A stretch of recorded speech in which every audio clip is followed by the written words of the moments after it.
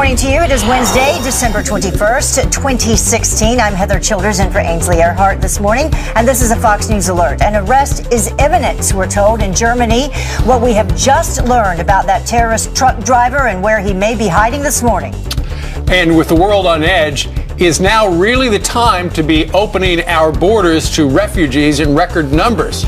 The current president thinks so. What does Rudy Giuliani think? He's shaking his head. He's right next to me on the couch. You'll hear from him in about 90 seconds. I don't know. I can really see both sides in that. Give me a second. Okay, now I'm okay. Most electors cowered at the death threats from Hillary supporters. Not him. We're burning letters all night. Hey, it's over. We've got a new president. All right. So now we know where he stands. He's going to have trouble writing thank you letters with all those burned return addresses. Let me just remind you, in case you're wondering, your life is better and your morning is bright because you're with friends.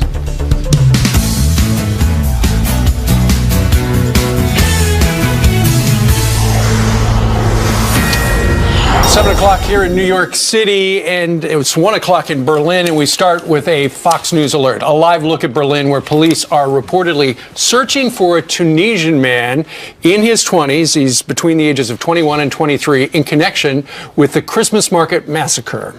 According to local reports, police found his asylum documents under the driver's seat of the truck he used to run over the crowds of shoppers. Could this be true? The paper's apparently announcing a state of deportation from Germany and identifying him as Anus A. How appropriate. He is on a police danger watch list and is said to be in contact with a key ISIS recruiter in Germany. Right now, fears of another terror attack growing by the minute as that suspect remains on the lam. ISIS now taking responsibility for the attack, calling him a soldier of the Islamic State. Also, we understand that apparently they were able to, that particular truck right there, that Scandia truck that crashed into those people, apparently had GPS and some sort of thing on it that recorded mobile data. And so they were able to actually track where the truck was just before it mowed down people, and it sounds like it went around the market a couple of times before it built up speed. And perhaps his phone was in the car too. Yeah. No, it was. His phone was talking to the truck somehow. I don't know how it works, but they are Rudy Giuliani. It looks like they know who this guy could be this time, although they got it wrong yesterday. Yeah, well, it sounds like they're moving on the right guy. I think it was a Tunisian a few months ago that was involved in another bombing. One of the few successes, they say, of the Arab Spring. Yeah. I mean, if you think about this year, go back to San Bernardino, which was right before Christmas last year. It almost seems like 10 years of terror attacks, doesn't it? It does. It really does. I mean, I don't even want to go on announcing all of them, but 4 in Germany. This is the 4th or 5th in Germany. 7. And the most fatalities in this one: Nice, France; Paris, France; Brussels; San Bernardino; Orlando. We can go on and on and on. I think what we're seeing is how much more dangerous the world has become. Someone asked me yesterday, is the world more dangerous now than it was the day before or the day after September 11th? The answer is yes. It is, because it's proliferated. This is like a cancer that's metastasized. And we've allowed it to happen because we didn't keep our eye on ISIS. We didn't know it was growing. We thought it was the JV. We paid no attention to it, and we were declaring victory. While we were declaring victory, they were fanning out into 30, they may be in 35 countries now. Some people still declaring victory, if you listen to the White House and President Obama. The most absurd thing in the world. I mean, we allowed the worst thing to happen. We allowed them to infiltrate us. When the war was contained in Iraq or the war was contained in Afghanistan, that was bad enough. God, we lost so many brave men. While bleeding men and into women. Pakistan. But we kept the homeland safe. I mean, from September 11 until Fort Hood, there was no successful Islamic attack in the United States. Since then, we've had a number in the United States, a number in Western Europe, and this year has to be by far a record year. Is that part of, will that be part of President Obama's legacy? Well, it has to be. I would say he's going out of office, leaving us a world much more dangerous than the world that he was given. He was given a stable, I wouldn't say stable, but relatively stable Iraq. Certainly not stable enough for him to feel good about pulling the troops out. Yeah, stable enough so he could have reduced the troops. He never should have pulled the troops out. That was pulling the plug. That opened the whole thing. If he had troops there, he would have learned about the development of ISIS from the very beginning, and it never would have developed. Well, now that he's messed up and we're at this state now, what does the president-elect need to do? Well, I thought the president-elect, who has to be circumspect because he's not the president yet, you're not the commander-in-chief, really announced his intentions, and they're exactly right. We've got to destroy them. Yeah, what about the extreme vetting and things like that? Well, extreme vetting is really simple. If you're coming from a place like Syria, where they're fomenting violence, where they're telling us they're going to send in terrorists. I mean, we don't even have to guess at it. Baghdadi has told us he's going to send in terrorists. so if you're coming in from Syria, if we can't prove that you're not a terrorist, you shouldn't be allowed into Western Europe. I don't think you should be allowed in the United States at all. I wouldn't let anybody in until this thing settles down, and I think that's exactly what Donald Trump is going to do. But the people who are incoming who have special refugee status are in a special class. And in fact, the U.S. federal government is accelerating the pace before President Obama leaves office. Let's just give the numbers before we do this. It is hard to believe. Since November the 14th of this year, 23,428 refugees have been resettled. The White House goal is 110,000 this year, and they're going to break that. Now, something like 80,000 of that number, Donald Trump could stop with the stroke of a pen. Correct. Don't know if he will, but nonetheless, we're opening the floodgates. That's a pretty good prediction. I would be, if they had odds on it in Las Vegas, I'd take the bet. I think he will stop it. I think he'll do everything that he can to try to keep out people that come from countries where there's a lot of danger, a lot of terrorism. And extreme vetting will mean the burden's on you to prove that you're not a terrorist. If you are a terrorist, you do not have a right to come into the United States. Nobody in the world has the right to come into the United States, except an American citizen. It's a privilege, and we grant it. But we have to put our safety first. And if this doesn't tell us that we should put our safety first, we don't want to do what Merkel did. I mean, Merkel has taken Germany, which was a safe country, and made Germany into a dangerous country. The one that probably did it right was Hungary. Right away, they said, we don't know who these people are. They put up a wall, and everyone was ridiculing them. And now people are going to Hungary for safety, and Angela Merkel's political future is in doubt. And she admits, basically, that she made a mistake. Yeah. Yes, she made a terrible mistake. Here's the worst part of it. It was foreseeable. We all make mistakes. When they're not foreseeable, we sort of have to forgive ourselves and not make in the future. Everyone told her it was a mistake. Donald Trump on the campaign trail told her it was a mistake. Every Republican candidate told her it was a mistake. The only one patting her on the back was Barack Obama, and that should have been a good signal. That's the wrong direction, because he's gone the wrong direction on Islamic terrorism. He's allowed it to grow. He's allowed it to fester. He's allowed it to metastasize. He's allowed it to become an international organization. Well, clearly, Donald Trump is going to go in a different direction. The transition teams announced a lot of the names in the cabinet, two still outstanding, agriculture and also VA. Yesterday, down in Mar-a-Lago, the president-elect met with the guy who runs the Cleveland Clinic, the CEO, Toby Cosgrove, and also a fella who runs IQ Management Services, which provides health care to the military, a guy by the name of Luis Quinones. Correct. What do you think about... Now, this is kind of a different angle because we heard that Pete Hegseth, who is on this program oftentimes, and some other names were in consideration. Scott Brown. But this is a completely different direction. These are people who run healthcare facilities. Well, he's ingenious at picking people. I mean, he picks really, really good people. He knows what he wants. He knows what he wants, and VA is, first of all, to take the hospitals that are good, maintain them, keep them good. Take the hospitals that are bad, phase them out, and also to grant to veterans cards so they can go to the hospital of their choice. Anywhere. And the only reason that was ever opposed is all the union pressure, and that should just be forgotten. The preference here should be for our veterans, not for unions. And I believe Quinones, is a Vietnam vet. Correct. If I heard that correct. So I mean, the issue is there somebody, number one, who can be a good manager of the good hospitals that exist, because there are good VA hospitals, and is there someone who has the courage to fight what's going to be a tough battle, which is you would think it'd be easy to give a veteran a card, and then he can go to Mount Sinai Hospital, or he go to New York Hospital or some other hospital. The union pressure against that is enormous. That's what stopped Democrats from doing it. They put the union ahead of the veterans, just like. So you have to have somebody that it doesn't matter what your will and your intent. It's got to be someone that can execute a deal with the situation, with unions, and what the reality of that situation is. So someone's got to have that experience to be able to do that. It doesn't matter if you're the CEO of a company if you're not familiar with the apparatus of the VA. You need both. I ran the second largest public health hospital system in the country, the Health and Hospitals Corporation of New York City, that has 13 hospitals. And what I did very simply, I wanted to privatize it. They wouldn't let me privatize it.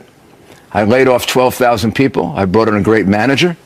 With 12,000 people, the 5 hospitals that were on the watch list all got taken off. It became a much better system. It can be done. Yeah, sure. You just need a good manager. Decisions. You need a good manager.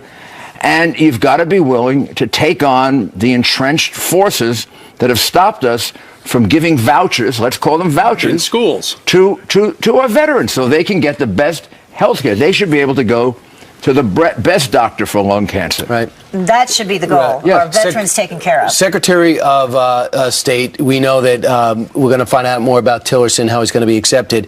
How significant is it that yesterday, after meeting with Tillerson, Senator Tom Cotton, who is a very hard line on Russia and Turkey, said, I'm going to support this guy? Well, that's important because, I mean, the issue, of course, is the relationship with Putin, which if he can put aside and demonstrate to the senators he can put aside, put the national interest first, I think he's not going to have a problem being confirmed. What do you make of the tenor of the cabinet thus far? Because a lot of people are looking for a revival in Washington. And from what you've seen, the names, the faces... They're very different, and it's good. I mean, it's really good. I was in Washington a few days ago. There's a spirit of reform, revival, change. And revolt. Pretty soon you're going to see a lot of moving trucks coming in and going out. Well, you're going to move about 4,000 or 5,000 people, right? And I think it's a very well-balanced cabinet. It appears with his nominations so far, but with so many of them having a business background, that one of his ultimate goals, obviously, as he said, is to bring jobs, jobs, jobs. And then with all the generals that he's nominated, he's going to, kind of take advice from people that have been there, done that. Well, look, I think he's living up to his campaign promises, right? Peace through strength, which means build up the army, give us the resources so that we are by far the largest military force in the world, that people are not going to take lightly like they do now. We're not going to draw red lines and back down. And I think on the domestic front, he's brought in some people that really understand how to rejuvenate our economy. And Wall Street is certainly reflecting that big time. So when you sit with Governor Chris Christie, who you really mentored into the political business, do you look at each other and say, how did Donald Trump forget about us? He didn't forget about us. He offered me some cabinet positions, which I am very, very thankful for. It just didn't work out in terms of my private life. You had a certain challenge. The only challenge you really wanted was Secretary of State. Well, that's true. But he offered me jobs that probably at a different time in my life I would have taken in a minute. They'd have been a great honor. I've got a big law firm. I've got a big consulting firm. I am extremely busy. And at 72 years old, there was only one challenge I thought that really was left for me. The others wouldn't have been a challenge. Because you did it. And I think on the outside, I can be a very effective spokesman for his policies, maybe with a little more independence that you have. Sure. If you work, you've already proven that. Yeah. Well, I'm independent, and I say what I think, and I think I can be very effective for his policies on the outside as somebody that people can look to and say, well, he's not employed by Donald Trump, but he's telling us what he really thinks. Mr. Mayor, thank you very much for joining us. Merry Christmas to you. Thank you. And I don't think he wins without you, and I think a lot of people agree with me. Meanwhile, thank you, Sid. Great to see you. The fight between Hillary Clinton and President-elect Trump continues across your dinner table. Brand new polls that show you how you really feel about your friends and family that didn't vote your way. Well, the election is way over, but the political battle continues at our homes. Yes, some brand new Fox News polls show exactly how many Americans feel that a month and a half after the final votes were cast. Doug Luzader is in Washington to break down those numbers. Interesting poll, Doug. I know people don't want to hear the word poll at this point in their lives, but this is revealing and helpful for the holidays. Unless it's the North Pole. Oh, yes. That's right. It is some more polling data, but this is interesting. And clearly it indicates that we are not over what happened last month. And I think we're all familiar with people that have defriended someone on Facebook based on their political views. And take a look at the numbers. About half of us, 51%, say we have had arguments with family or friends about the election. There is a partisan breakdown here as well. We ask specifically Trump voters, do you respect Clinton voters? Almost a third, 29%, say no. Clinton voters are even less forgiving. Ask the same question. Do you respect Trump voters? 45% say they do not. And there is always the potential, of course, for those two groups to come under the same roof this coming Christmas weekend. Here's some advice from an expert. Change the topic. If among the family things get a little out of control, it's very easy to switch gears. Hey guys, it's time for some pie. Let's move on to dessert. Is there no problem that pie cannot solve? Just go easy on the humble pie this weekend. And of course, as we talk about families gathering under one roof, we are also, of course, the American family. And we are apparently a dysfunctional family at that. 77% of voters describe the country as a dysfunctional family. Just 18% say we are a tight-knit family. Maybe that will change a little bit next month after the inauguration. We'll Doug, see. in TV, we have it easy, Doug. When things get tense, we just toss to break. So maybe all families should have a commercial ready to go, right in the middle. What, you don't do that sitting around your table? I do that all the time. We'll be right back. Now, Doug, in the polling, did they break it down, the number of arguments starting in the family about politics after 4 drinks? Because people are drinking during the holidays. Yeah, listen, I think a lot of people, walk into these holiday dinners saying we're not going to talk about politics, and then you get a couple of glasses of wine or whatever, right, and all of a sudden, let me tell you why you're wrong. Yep. Exactly. Yeah, I say go for the pie instead of the drinks. That might help. Excellent. All right, Doug, thank you. Thanks. Thanks. Okay, I think Doug's doing both. Meanwhile, he was sent thousands of letters and harassed by Hillary supporters to flip his electoral vote. So what did he do? We burning letters all night. Hey, it's over. We've got a new president. Yep, he burned the letters, and he wasn't done there. And each year, more than 500,000 people are injured while using ladders. Welcome back. It's now 22 after the hour. A Fox News alert for you this morning. Breaking right now in Washington state, where these brand new pictures just came in as several police departments respond to a possible mass shooting at a hookah bar near Seattle. Witnesses posting on social media say it sounded like a shooting range when, quote, multiple gunmen opened fire with more than 80 people inside. Detectives on the scene not commenting or confirming any of the reports at this point. Of course, we will stay on it and bring you any developments as soon as they come in. And another Fox News alert for you. A staggering death toll rising at this hour after a devastating explosion at a fireworks market in Mexico. Look at that, incredible.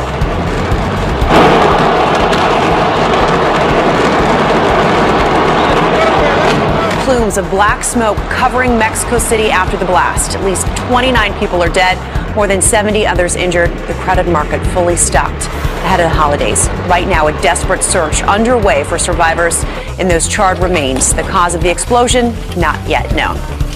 Stephen, Brian. All right, Jackie, thank you very much. Each year, more than 500,000 people are injured while using ladders, and hundreds die. Yep, so if someone you know takes a fall, how can you help? Here to tell us, continuing our 5-minute series, 5 Minutes to Live series, neurologist Fiona Gupta. She's a doctor and sports medicine orthopedist. Dr. Clifford Stark, also a doctor. Welcome, guys. Thank you. Appreciate you. This is a terrible situation. I actually have a friend down in Florida whose father fell off a ladder and died right then. Unbelievable. It's around this time of year we actually see a lot of falls and accident-related injuries, in part secondary to holiday decorating. So I'm over here. I'm going to decorate my tree. I probably don't need a ladder for this one, but for the big trees, a lot of people have these big ceilings. They're going to go up the ladder, and at one point they're going to reach over, and they don't want to move the ladder again, so they're going to make that extra reach, and then they're going to fall. Absolutely. So where's the danger lie? From a fall like this? From a fall like this? Well, that's high enough, Brian. Right, I'm not going to catch it. Where's the danger? Well, I mean, the danger is all of them. So the higher you go, can fall off the lowest one. And you have to grab a safety buddy. Have someone stabilize the ladder. Right. Hand you objects. Don't go it alone. Okay, so let's say you fall off a ladder, you hit your head, and you think, I think I'm okay, but I don't know for sure. Are there some simple tests people can use at home to figure out if somebody's right? Absolutely. So I call it a neuro quick check. And as a neurologist, it's kind of a quick head-to-toe examination just to pick up any warning signs. All right, so as a civilian, what could I do? Okay, look at my finger. Let's start with eyes. All right. Eyes should track up and down, left and right. You can grab a quick flashlight.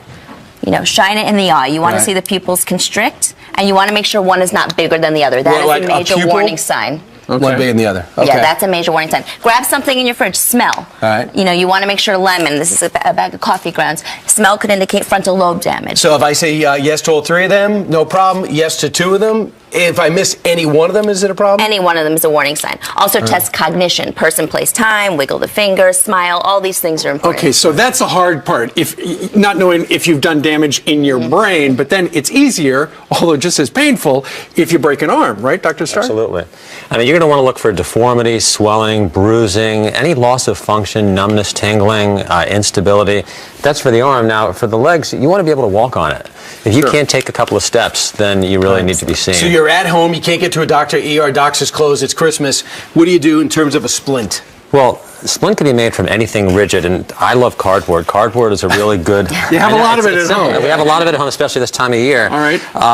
Let's say this arm is broken. Say this is it. Ow. And by the way, one point I do want to make is sometimes hand and wrist injuries don't hurt that much. And if you get a little bit of tenderness here, even after any fall on an outstretched hand, they should be seen, because sometimes if those are left untreated, they could lead to serious complications. All right, so this would be a temporary measure as you wind up going to the doctor as soon as you can. So something like a Dr. Quinn medicine woman. So literally, you see how rigid it's flexible in this direction, but in this direction it's very rigid. So we just get a little bit of padding. Just paper towels is fine. All right. Get it right here.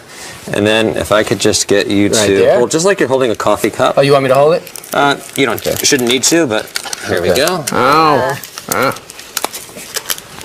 And so notice how at least we want to immobilize above and below the joint. And So people that way, might say, that's one more piece of tape. It's just a piece of cardboard with some paper towels. What could that possibly do?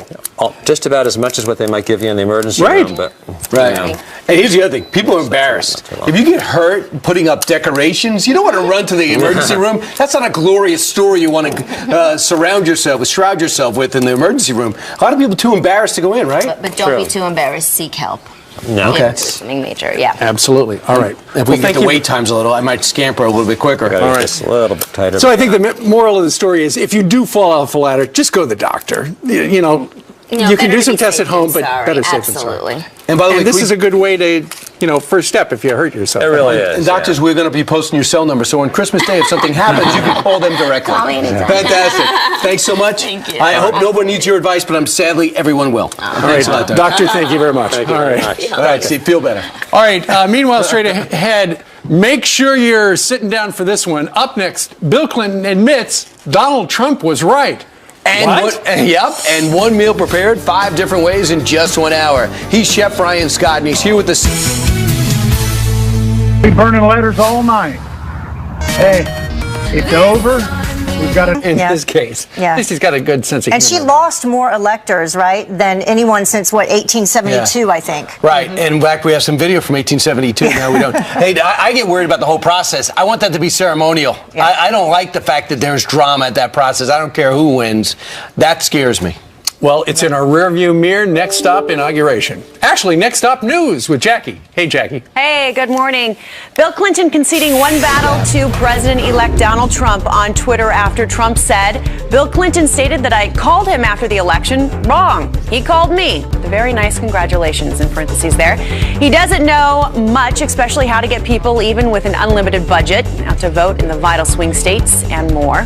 They focus on wrong states. Clinton responded saying this. Here's one thing Donald I called him after the election. Clinton, however, never saying anything about those angry white male voters in key swing states. And life-saving teamwork on the basketball court. Surveillance video shows 16-year-old Tyler Brock collapse and go into cardiac arrest during a rec game in North Carolina. Very scary stuff. A police officer and a coach rush over to give him CPR, saving his life. Literally felt his heart start beating in my hand again. And it was the biggest relief that you can imagine. God gave me and Corey, the other officer, a touch of His strength through us to touch this child. God definitely watching out for him that day. The officer, coach, and Brock all reuniting. You see him right here at the hospital. He was diagnosed with an enlarged heart and needs a pacemaker, but he will be okay. Thank goodness.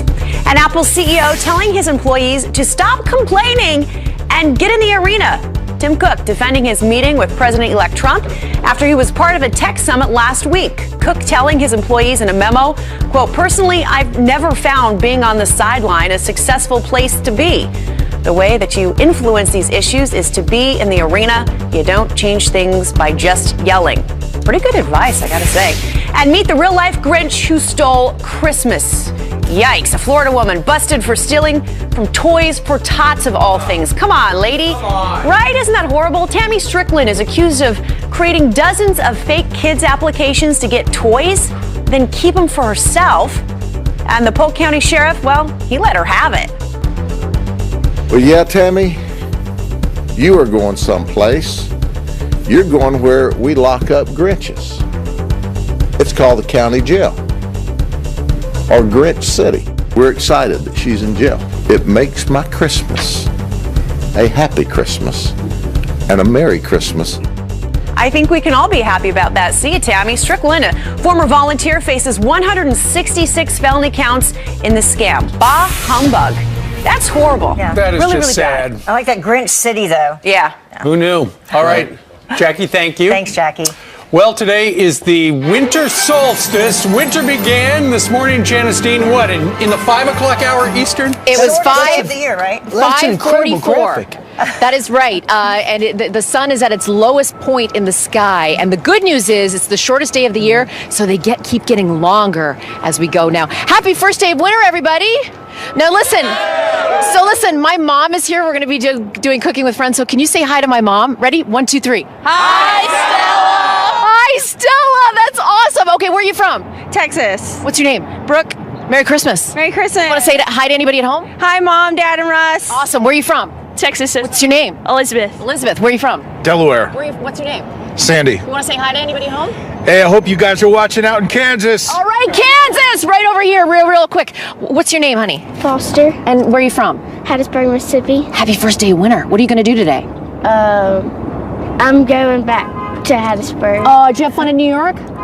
Say hi to everybody at home. Hi, Dad. All right, let's take a look at the maps. You know what? It's the first day of winter, but we've got a warm-up. Happy first day of winter, everybody. And you know what? The temperatures are going to feel much warmer for much of the country, at or above average as we get through the next couple of days. A quiet weather pattern for the next 2 days, but then as we get into Christmas Eve and Christmas Day, Santa has to watch out because we've got a big storm system on the horizon, Christmas Eve and into Christmas Day. So, of course, Santa will be watching Fox and Friends, and I'll make sure that he knows that everybody's got to get their Christmas presents, okay? You got your list? Sorta. Sorta. You got a few days to get it going, okay? Wave to everybody at home. Can you say hi, Stella, again? Hi, Stella. Hi, Stella. All right, back inside. Thank you very much, Janice Dean. She doesn't the cold first at day all. weather machine. All right, and meanwhile, soon you're going to have a lot of holiday leftovers at your house. Brian? Yeah, so we are. I'll take it from here, guys. Stand back. But in his new cookbook, 1 to 5, Chef Ryan Scott shows you how to turn leftovers into 5 easy dishes. So you say it's easy anyway. The Emmy Award-winning food host Ryan Scott joins us now. So you're beginning with one dish. This is so easy. Okay, You have all to right, say it all with me, right. okay? Let's see. We're going to stop I'm a for a little second. nervous. You called an audible Steve Ducey style. Yes. When you spotted our earlier Untuck It segment. I was in my car and I was coming up here and I said, okay, cool. And I grabbed an extra shirt. It so happens to, I think, be the same brand, the same style, and the same store, which won't say. But I literally have it, and it's untucked, by the way. Look at this that. is the style. You actually have it. I thought you stole my shirt. No. Are you mad? Are we brothers from a flannel mother or what? Absolutely. Brothers from a flannel mother. That's All right, great. Yeah. all right. I feel like Paul Bunyan. There you go. All right, It doesn't take me that long to put it on. though. Suddenly, Heather, we've got Yes. Untuck It bookends here. Yes, we do. All right, so you've got this gigantic one pot meal. roast. You're making Right. up one that you're going to use for Come on, 5 you can do different this with me, I okay? can? So what All we're right. doing is, this is how simple this is. During the season of when we're cooking like crazy, you want to be able to do things that are really easy. So here's a top round. What a top round is, an inexpensive cut of meat that you can get for really cheap at the store. Okay. What you're going to do is add all the spices. This is onion powder, garlic powder, everything that we have in our dry storage outside of the beef. Then everybody has beef bouillon at home too. The whole thing? The whole thing, spices and all. And then what you do, it's nothing better than wine in the morning. So I pour for myself and for you guys. First, I make sure I have a glass for myself. And then what we do is there's water on the bottom of this, and you dump about, at my house, I say, how much you want to drink that night. So apparently this is a good morning for us. This is just, you might as well. Wow, this is a really good morning. So about a cup or 5 cups is good. Okay. Oh, yeah, the whole thing? No, it's good. I love it. It won't taste good. So what you do is you put this on low for about 10 hours. It turns out to look as gorgeous as this guy right here. Then, great thing about it is leftovers are my favorite, like lasagna the next day, meatballs the next day. 5 meals out of 5 meals. So what we do, first and foremost, potatoes and the leftover beef. You mix it up, and we're going to make potato hash in the front that's crispy with a fried egg on top. Then I'm going to have you guys build the loaded nachos. Will you grab the spoon here, my friend? Add a pot roast? Add a pot roast. So what you do? No, you take the beans. You put the beans on top of here. Look here. You go like this. on that. On top of this. And now the great thing about this is, from the holidays, you can get festive. Nachos. But check this out. Would you try one of these? These are turnovers. Okay. it's warm. Look at your flannel. You're getting all aggressive, like chopping some wood. How did you grind that up? The beans that come in a can. They're refried. They're refried. No. So this has beans. This has beef, eggs, cheese. Try this for breakfast. So you can turn the pot roast into breakfast. You can turn the pot roast into nachos. You can turn it into the ropa vieja, which I have right here. Which is ropa vieja? Yes, which is a great stewed beef that you have with a little bit of olives, caramelized bananas, and then you can also turn around. And this is my check out this one. My favorite, the leftover beef that you put the 7 cups of wine inside. Grilled cheese. What it does is it turns into a French onion soup, but it has beef in there with grilled cheese sandwich. Okay, here's an important question. Yes. You've got the big pot roast. You're going to use it for leftovers throughout the week. Right. How many days are leftovers good for? That's a really good question. In my house, the leftover is only 1 day because we eat so much of it.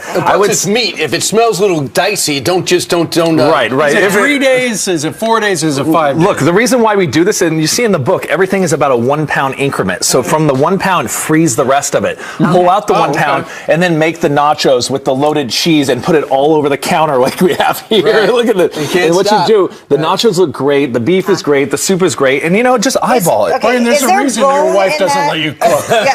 Brian, you're a really good gotta make cook. sure we use everything. We got to use everything. Yeah, use and the table. It's good. It looks Is there bone in that? There is a bone in here too. So do you have to cut it off the bone? No, it falls right off. Okay, So it's simple. Beef, pork, all of it. Really Ryan, you're giving people something else to eat, and you're also saving a lot of money. This is really inexpensive cut. great. It's great for breakfast, lunch, and dinner, and repurpose all the way around. Well, the brand new cookbook is called 1 to 5. It is. One shortcut recipe turned into 5 easy dishes. Ryan Scott, thank you so much for coming from the West Coast to cook for us. Appreciate it. And this is the first time I felt like a real man in quite some time. Let's do this. You want to take it? Look at this. Side by side. There you go. I'm hugging way too many men today. This is the second man I've hugged. The show's not even over. We should hold your nachos too for the fantastic. Good luck. Right. But this is actually moving pictures. So this is not a great day for stills. Okay, it's not graduation. Those are good, right? Best luck. Thank you very much. Thank you. That guys. was just Pleasure. very much. Thank you. Appreciate it. Very I nice might to try have it, maybe. You're gonna do this. Okay. I'll All right, rename we'll it to you. see. All right. This thing's delicious. I'm getting that cookbook. I hope my wife's not watching. She's getting that for Christmas. I'll sign it for her right now. Fantastic. Thank you very much, Ryan. All right, we are switching gears. 18 minutes now before the top of the hour on this Wednesday. Coming up, tragedy on the tarmac caught on camera when a plane crashes on takeoff. Look at this.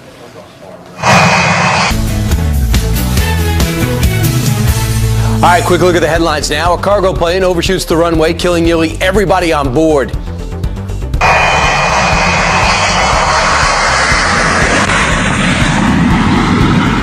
Wow, the plane speeding down that runway, as you saw, failing to gain enough altitude, crashing into the ground in Colombia. It burst into flames, killing 5 of the 6 people on board. Meanwhile, heart-stopping moments at LAX. You got a jumbo jet making a wrong turn after takeoff, putting it directly in the path of an oncoming plane. An air traffic controller telling Eva Airways pilot to turn left instead of right. She quickly realized her mistake, say right instead of left. Luckily, the planes remained miles apart. Okay, now we can exhale. Thank you, Brian. Right now, a terrorist on the run in Berlin, but we are learning an arrest is imminent in the Berlin attack. A new manhunt is underway as ISIS claims responsibility. And reports this morning the suspect is a Tunisian man in his early 20s. Meanwhile, Donald Trump wasting no time calling the horrific acts in Berlin an act of terror, saying these terrorists and their regional and worldwide networks must be eradicated from the face of the earth, a mission we will carry out with all freedom-loving partners. So is this the only way to defeat radical Islamic extremism? Here to weigh in, the man who killed Osama bin Laden, Rob O'Neill. Rob, thank you for joining us on this week before Christmas. Thanks for having me. Okay, so it looks like now the police, after yesterday, they said, we got the wrong guy. Now in Germany, they're looking for a 21 to 23-year-old Tunisian man. Apparently, he left his papers in the cab of that semi-trailer that he used to kill a dozen people. Yes, the paper he left, I guess, was saying he was going to be deported. He was allowed to stay there for a little bit. They're going to get rid of him anyway. And he's from Tunisia, a town called Tatooine, which weirdly is the inspiration for the Star Wars planet. Is that right? A little nugget there, yeah. And the other guy that ran through the truck in Nice in this summer, he was also from Tunisia. So again, you know, I'm a big believer. You see some of these hot spots like that.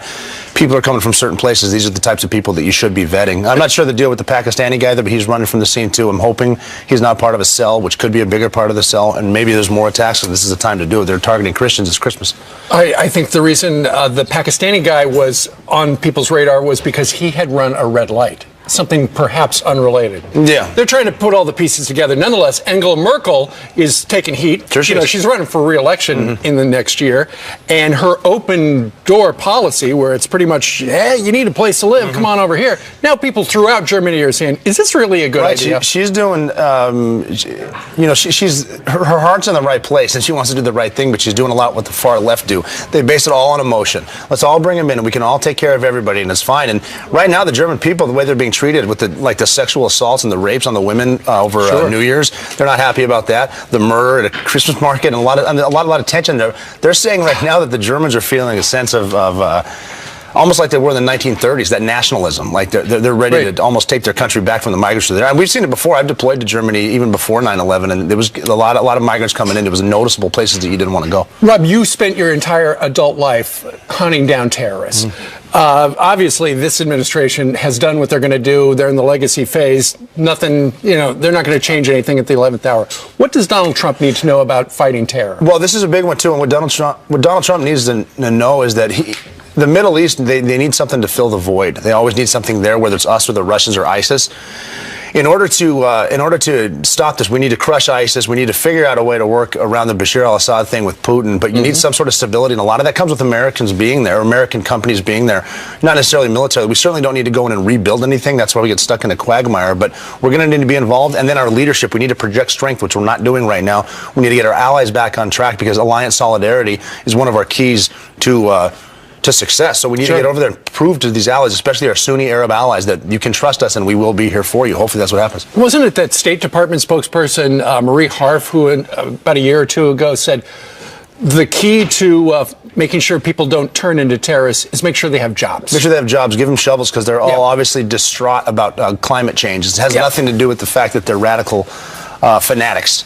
It's because it's warm and they don't have enough shovels. I got a feeling that this new administration is going to do things a little different. I think so. All right. Rob O'Neill, thank you very much. Thanks Merry Christmas. Merry Christmas. All right. You too.